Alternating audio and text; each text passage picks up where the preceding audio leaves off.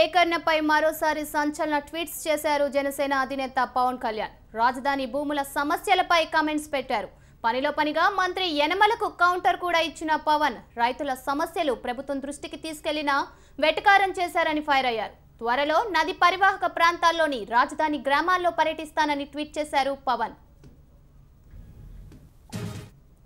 రాజధాని గురించి ట్విట్టర్లో అచ్చ తెలుగులో కామెంట్స్ పెట్టిన పవన్, ముందు కట్టేది స్వర్గమని తేలిస్తే అది త్రిశంకు స్వర్గమా రెగ్యులర్ స్వర్గమా అనేది తర్వాత ఆలోచించవచ్చని చురకలేశారు. సినిమా పరిశ్రమకు హైదరాబాద్లో ఇచ్చినవి కొండలన్న ఆయన బహుళ పంటలు పండే పొలాలు కాదని ట్వీట్ చేశారు. ఇది రామకృష్ణుడి గారికి తెలియదనుకుంటా అని మంత్రికి సమాధానం ఇచ్చారు పవన్.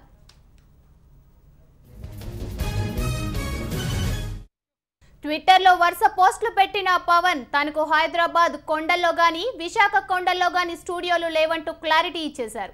నేను ఎంతో బాధ్యతతో సమస్యను ప్రభుత్వం ముందుకు తీసుకెళ్లానని, కానీ విజ్ఞతతో స్పందించడం మానేసి రైతుల ఆవేదనను వెటకారం చేయడం వారికే చెల్లిందని ఫైర్ అయ్యారు పవన్. త్వరలోనే పేతపొడి, ఉండవల్లి, పెనుమాక ఇతర నది పరివాహక గ్రామాల రైతులను కలుస్తానన్నారు.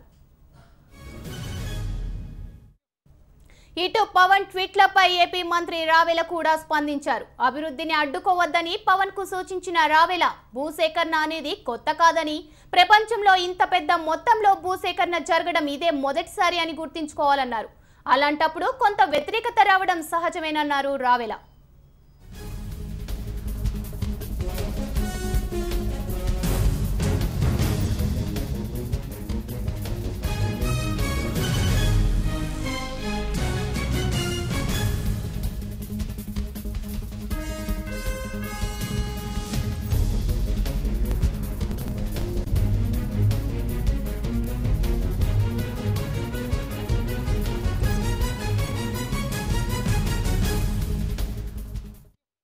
ఇక ఇదే అంశంపై మరింత సమాచారం వెంకటరాజు ఫోన్ ఇన్ లో అందిస్తారు. వెంకటరాజు, చెప్పండి, యనమల కామెంట్స్ పై పవన్ కళ్యాణ్ ఫైర్ అయినట్లు తెలుస్తుంది. దీనిపై మీ దగ్గర ఉన్న సమాచారం ఏంటి? ఆంధ్రప్రదేశ్ రాజధాని నిర్మాణం కోసం జరుగుతున్న భూసేకరణ విషయము ఇటు పవన్ కళ్యాణ్ టీడీపీ వర్గాల మధ్య కొంత వారు సృష్టించే అవకాశాలు కనబడుతున్నాయి. కొన్ని రోజులుగా మంత్రి యనమల చేసిన కామెంట్స్, అంటే 2 రోజుల క్రితం యనమల ఈ భూసేకరణ విషయంలో పవన్ కళ్యాణ్ రైతులను ఒత్తిడి తీసుకొచ్చి భూసేకరణ చేయకూడదు అంటూ ఆయన చేసిన కామెంట్స్ ను యనమల తన శైలిలో సెటైర్ గా భూసేకరణ కోసం ఎలాంటి ప్రతిపాదన చేస్తే బాగుంటుంది, ఎలాంటి చర్యలు తీసుకుంటే బాగుంటుంది పవన్ కళ్యాణ్ సూచించాలంటూ పరోక్షంగా వ్యంగ్యంగా మాట్లాడిన తీరు చూసి ఈ రోజు పవన్ కళ్యాణ్ కాస్త సీరియస్ గా తన అభిప్రాయాన్ని మరోసారి వ్యక్తం చేసినట్టు కూడా ప్రస్తుతం రాజకీయ వర్గాల్లో చెప్తుంది.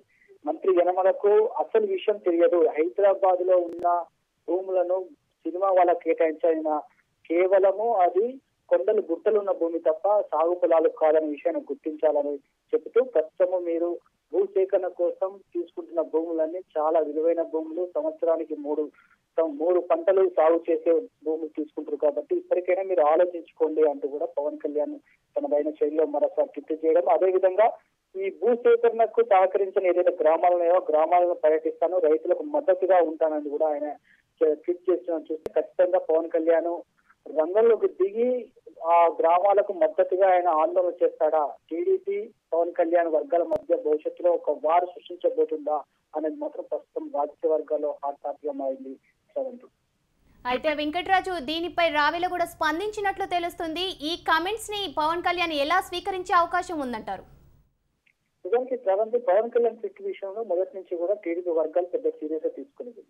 చివరికి ముఖ్యమంత్రి చంద్రబాబు నాయుడు కూడా ఈ విషయం పెద్ద సీరియస్ తీసుకోవద్దని కూడా చాలా సందర్భాల్లో పవన్ కళ్యాణ్ యొక్క వైఖరిని చూసి టీడీపీ వర్గాలకు ఆయన కొంత కట్టడి చేసే ప్రయత్నం చేశారు. కానీ చివరికి భూ పుల్లింగ్, అంటే ఈ ల్యాండ్ పుల్లింగ్ కాకుండా కేవలం అక్విజిషన్ యాక్ట్ ను ఉపయోగించి భూ సేకరణ చేసిన సమయంలో పవన్ కళ్యాణ్ లాంటి ఒక ప్రజాదరణ ఉన్న వ్యక్తి ఇలాంటి ట్వీట్లు చేయడం అది ప్రజలు రెచ్చగొట్టే విధంగా ఉంది. కాబట్టి ఖచ్చితంగా పవన్ కళ్యాణ్ ను గట్టిగా ఢీకొనాలి అనే ఒక సంకేతము బాబు నుంచి వచ్చాకనే యనమల లాంటి సీనియర్ నేతలు, టీడీపీలో మొదటి నుంచి చాలా క్రియాశీలకంగా వ్యవహరిస్తున్న యనమల లాంటి వ్యక్తులు కూడా పవన్ కు ఘాటైన విమర్శలు సృష్టించడము, అదేవిధంగా పవన్ కి వెంటనే, అంటే పవన్ ఈ రోజు చేసిన ట్వీట్ ఒక 10 నిమిషాల పేరుతోనే మంత్రి రావెల కిషోర్ కూడా ట్వీట్ చేయడము, దాని యొక్క అభిప్రాయం చెప్పడము, దీనిపై రాద్ధాంతం చేయకూడదు, సహకరించండి, ప్రస్తుతము చేస్తున్నది ఏదో వ్యక్తిగత అవసరాల కోసం కాదు, ప్రజా అవసరాల కోసమే, ప్రజా ప్రయోజనాల కోసం చేస్తారు కాబట్టి మీరు సహకరించాలి అనేది కూడా పరోక్షంగా చేస్తూ రాద్దంతా చేయకూడదంటూ కూడా శుతిమెత్తగా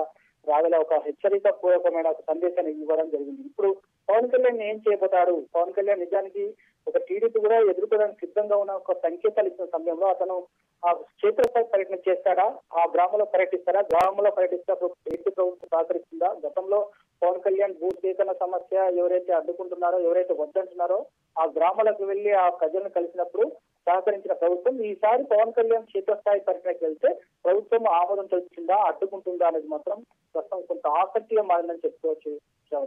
రైట్, థ్యాంక్ యూ వెంకటరాజు. ఇటు పవన్ ట్వీట్లపై ఏపీ మంత్రి రావెల కూడా స్పందించారు. అభివృద్ధిని అడ్డుకోవద్దని పవన్ కు సూచించిన రావెల భూసేకరణ అనేది కొత్త కాదని, ప్రపంచంలో ఇంత పెద్ద మొత్తంలో భూసేకరణ జరగడం ఇదే మొదటిసారి అని గుర్తుంచుకోవాలన్నారు. అలాంటప్పుడు కొంత వ్యతిరేకత రావడం సహజమేనన్నారు రావెల. అయా పవన్ కళ్యాణ్ గారు